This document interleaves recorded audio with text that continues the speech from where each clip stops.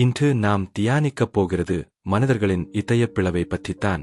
சங்கீதம் 34:18 கூறுகிறது, கர்த்தர் மனமுடைந்தவர்களுக்குச் சமீபமாயிருந்து நொறுங்குண்ட ஆவியுள்ளவர்களை இரட்சிக்கிறார்.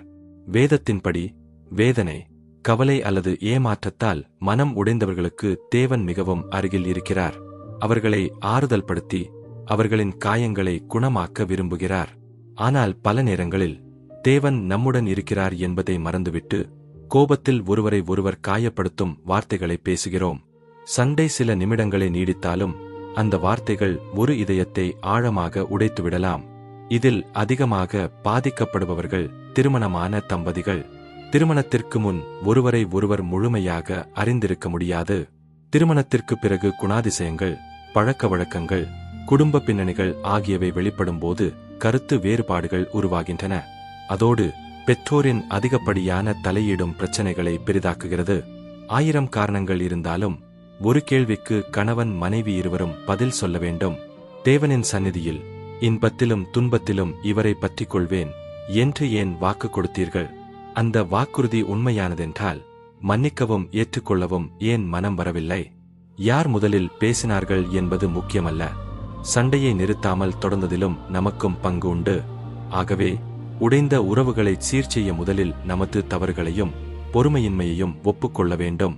உடைந்த இதயங்களை குணமாக்குவது தேவனுடைய கிருபை, அதை பாதுகாப்பது நம்முடைய பொறுப்பு. திருமணமாகி சில வருடங்கள் தான் ஆகிறதா?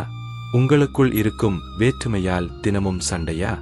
ஒருவரையொருவர் பார்க்கவே விருப்பமில்லையா? பிரிவது உங்கள் முடிவு, அதை யாராலும் தடுக்க முடியாது. ஆனால் உங்கள் மேல் தவறில்லை என்பதை நிரூபிக்காமல் உங்கள் தரப்பு நியாயத்தை மட்டும் பிடித்துக்கொண்டு பிரிவது எவ்வளவு பெரிய தவறு என்று உங்களுக்கு தெரியுமா? பல கேள்விகளுக்கு பதில் இந்த திருமண வாழ்க்கையில் இல்லை, ஆனால் பிரிய வேண்டும் என்பது சரியான முடிவு என்று நீங்கள் நினைத்தால் அது தேவனின் முன்பாக நீங்கள் செய்த சத்தியத்திற்கு எதிரான பொய்யான வாக்குறுதி என்பதை மறக்காதீர்கள். இதற்கு பரிசுத்த வேதாகமம் மிகத் தெளிவான ஒரு பதிலை நமக்கு தருகிறது. நீ உன் கண்ணில் இருக்கிற உத்திரத்தை உணராமல் உன் சகோதரன் கண்ணில் இருக்கிற துரும்பை எப்படி பார்க்கிறாய்? திருமண வாழ்வில் சகிப்புத்தன்மை இல்லாமல் போவதற்கு காரணமே நம் கண்ணில் இருக்கும் ஈகோ என்ற பெரிய மரக்கட்டையை மறைத்துக்கொண்டு துணையின் கண்ணில் இருக்கும் குறை என்ற சிறு துரும்பை பெரிதாக்குவதுதான். தேவன் இணைத்ததை மனிதன் பிரிக்காதிருக்க கடவன்.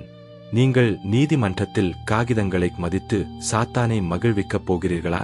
அல்லது இயேசுவின் சிலுவை அன்பை நினைத்து உங்கள் துணையை மன்னிக்கப் போகிறீர்களா? சகிப்புத்தன்மை என்றால் என்ன என்பதை முதலில் நீங்கள் புரிந்து கொள்ளுங்கள்.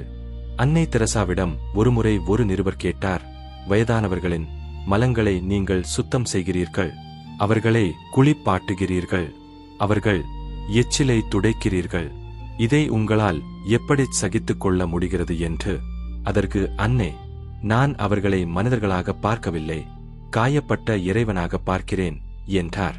உங்கள் துணையை எதிரியாக பார்க்காதீர்கள், அவரும் உங்களைப் போல காயப்பட்ட ஒரு மனிதர்தான் என்று சகித்துக் கொள்ளுங்கள். இன்று பலரும் விவாகரத்தை ஒரு சுதந்திரம் என்று தவறாக நினைக்கிறார்கள். ஆனால் அடுத்த வாழ்க்கை இதைவிட நன்றாக இருக்கும் என்று யார் சொன்னது? புதிய மனிதர்களோடும் இதே போன்ற அல்லது இதைவிட மோசமான பிரச்சனைகள் வராது என்பதற்கு என்ன நிச்சயம்? சட்டப்படி நீங்கள் பிரிந்துவிடலாம். ஆனால் உங்கள் திருமண நாளில் கடவுள் முன்னிலையில் கொடுத்த வாக்குறுதிகளை என்ன செய்யப் போகிறீர்கள்? எல்லாவற்றிற்கும் மேலாக உங்கள் பிள்ளைகளின் நிலையை யோசித்துப் பார்த்தீர்களா? முடிந்தால் உடைந்த பந்தத்தை மீண்டும் ஒட்ட வைக்க முயற்சி செய்யுங்கள். ஒரு ஏழை தம்பதியர் வாழ்ந்து வந்தனர்.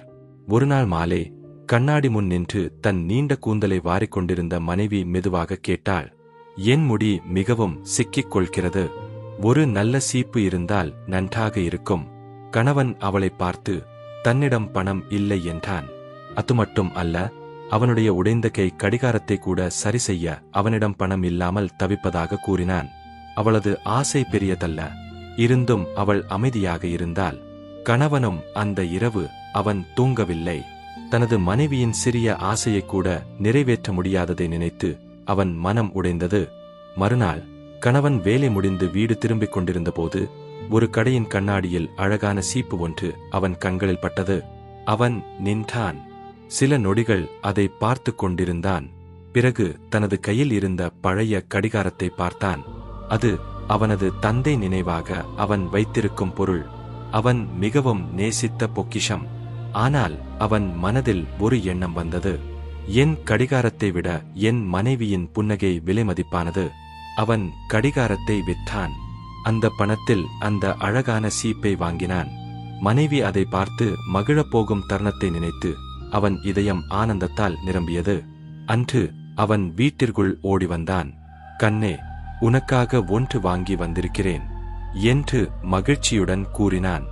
ஆனால் அவன் வீட்டின் உள்ளே நுழையும் பொழுது அவனின் சிரிப்பு உறைந்தது.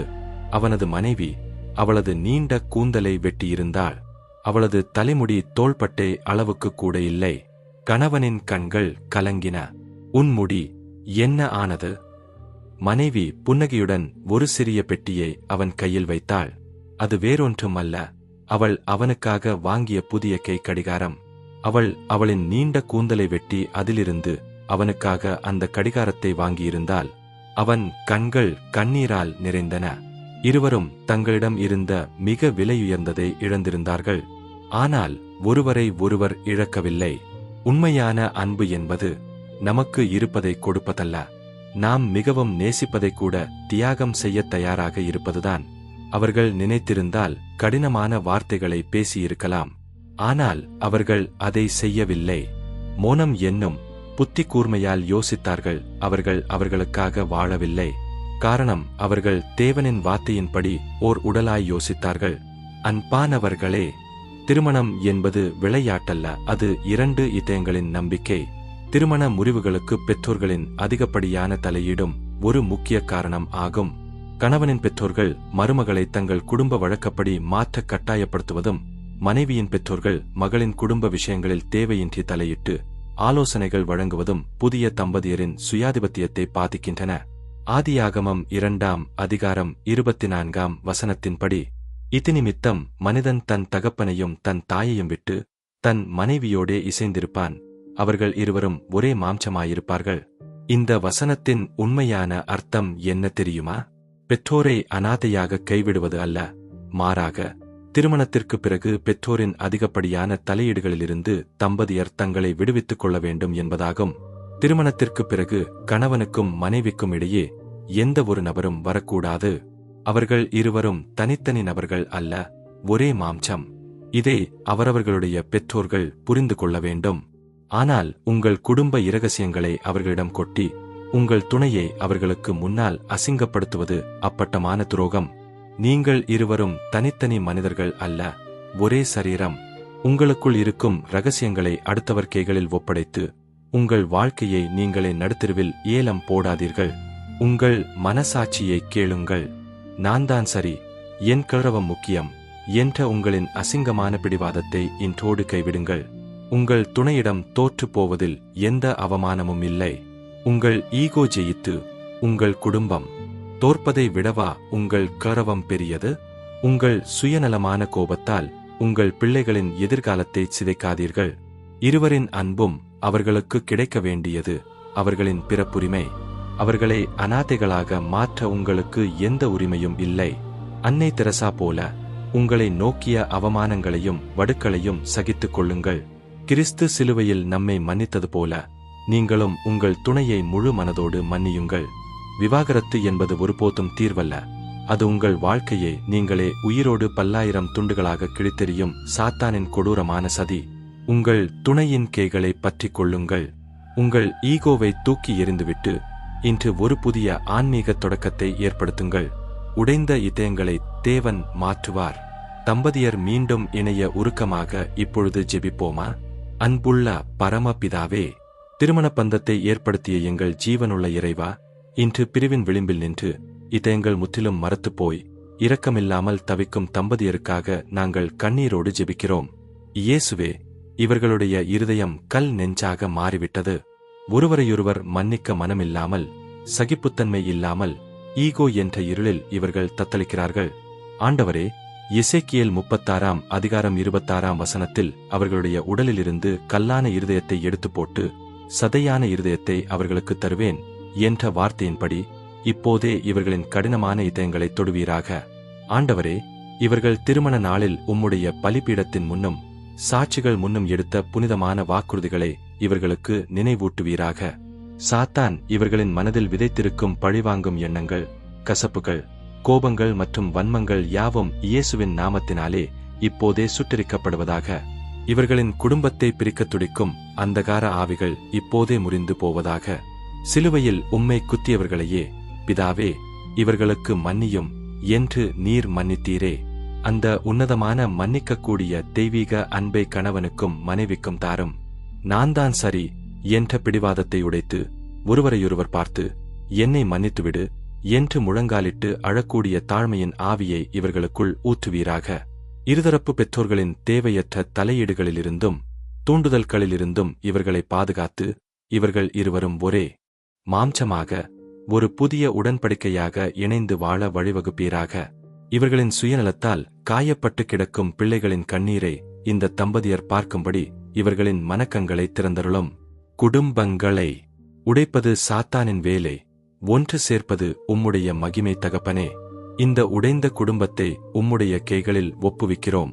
தேவ சமாதானமும் கிறிஸ்துவின் சிலுவை அன்பும் தெய்வீக சகிப்புத்தன்மையும் இந்த இல்லத்தை இப்போதே நிரப்பட்டும். இயேசுவின் வல்லமையுள்ள உன்னதமான நாமத்தில் ஜெபிக்கிறோம் நல்ல பிதாவே. ஆமென்.